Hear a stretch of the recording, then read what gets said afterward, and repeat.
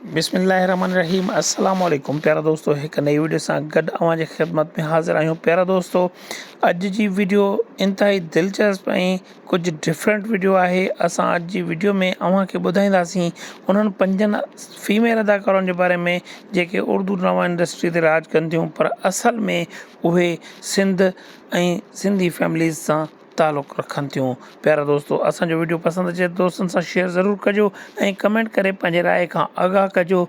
हलूँ था अज जे वीडियो ॾे। जी हाँ दोस्तों, असांजे लिस्ट में नंबर 5 ते जेका अदाकारा है उहा हेरा सुमरो है, जेका हिन वक्त हलंदड़ ड्रामे चुपके चुपके में रोमी जे किरदार में अवां ॾिठी हूंदी। जी हाँ दोस्तों, हेरा सुमरो के यकीनन अवां सुञाणंदा हूंदा। हेरा सुमरो सिंधी फैमिली सां ताल्लुक़ रखे थी, सुमरो फैमिली सां, ऐं हुन जो ताल्लुक़ सिंध सां आहे। हेरा सुमरो के उर्दू ड्रामन में काफ़ी पज़ीराई मिली है, जिनके करे हेरा सुमरो हिन वक्त सिंधी ड्रामा ई करे रही है।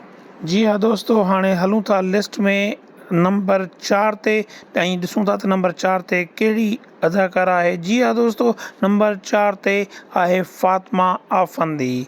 फ़ातिमा आफ़ंदी के अवां सुञाणंदा हूंदा। फ़ातिमा आफ़ंदी इंतहाई ख़ूबसूरत ऐं चंचल अदाकारा है, जंहिं पंहिंजी ख़ूबसूरती ऐं अंदाज़ सां उर्दू मीडिया ते पंहिंजो जोहर ॾेखारिया आहिनि ऐं पंहिंजो नालो कमायो आहे। फ़ातिमा आफ़ंदी पहिरियां सिंधी टीवी ते होस्टिंग कंदी हुई, जंहिंखां पोइ उर्दू ड्रामनि में आई, पर असल में फ़ातिमा आफ़ंदी सिंध सां ताल्लुक़ रखे थी ऐं फ़ातिमा आफ़ंदी जी मादरी ज़ुबान पिणु सिंधी आहे।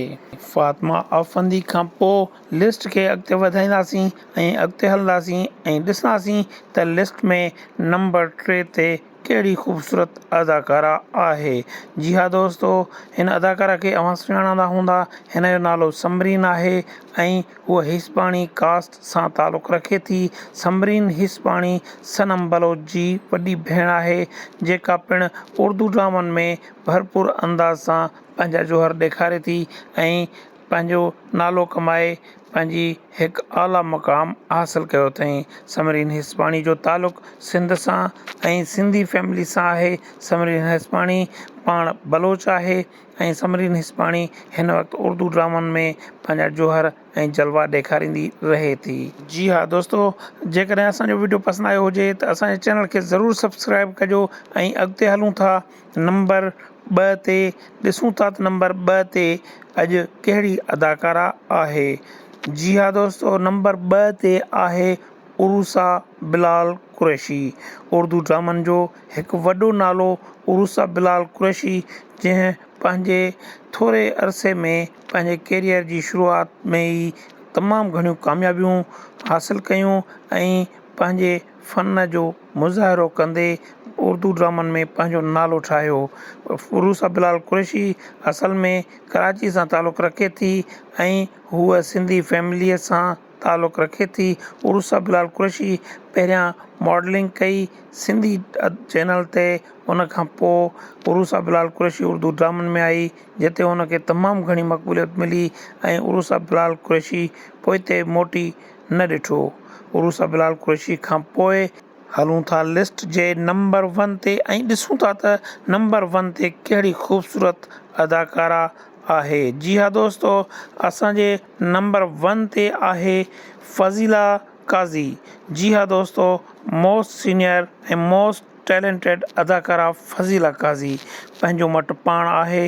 फ़ज़ीला काज़ी पिणु हैदराबाद सां ताल्लुक़ रखे थी ऐं फ़ज़ीला काज़ी जी फैमिली सिंधी आहे ऐं फ़ज़ीला काज़ी जंहिं फैमिली में शादी कई उहा फैमिली बि सिंधी आहे। अॼु खां 15-20 साल जेकॾहिं पोइते वञिबो त फ़ज़ीला काज़ी हिकु अहिड़ो नालो हो जेका कामयाबी जी ज़मानत हूंदी हुई। फ़ज़ीला काज़ी जंहिं ड्रामा सीरियल में हूंदी हुई, उहो ड्रामा सीरियल कामयाबीअ जी बुलंदियुनि ते हूंदो हो। फ़ज़ीला काज़ी थोरे अरसे में तमामु घणी मक़बूलियत माणी ऐं कैसर निज़ामानी सां शादी करण खां पोइ पंहिंजे घर खे टाइम ॾियणु लॻी ऐं ॿारनि जे वॾे थियण खां पोइ हूअ वापसि टीवी ऐं ड्रामा इंडस्ट्री में वापसि मोटी आई। त पहिरियों दोस्त जी हाँ दोस्तों, ही हुयूं अॼु जूं उहे सिंधी अदाकाराऊं जेके उर्दू ड्रामनि में कमु त कनि थियूं पर असल सिंधी आहिनि ऐं सिंधी फैमिली सां वाबस्ता आहिनि। त प्यारो दोस्तों, इहो ई असांजी अॼु जी वीडियो। जेकर वीडियो पसंदि आई हुजे त दोस्तनि सां शेयर कजो ऐं कमेंट करे पंहिंजे राय खां आगाह कजो। कंहिं ॿी वीडियो में वरी मिलंदासीं। साथ सलामत, सिंध सलामत, अल्लाह हाफ़िज़।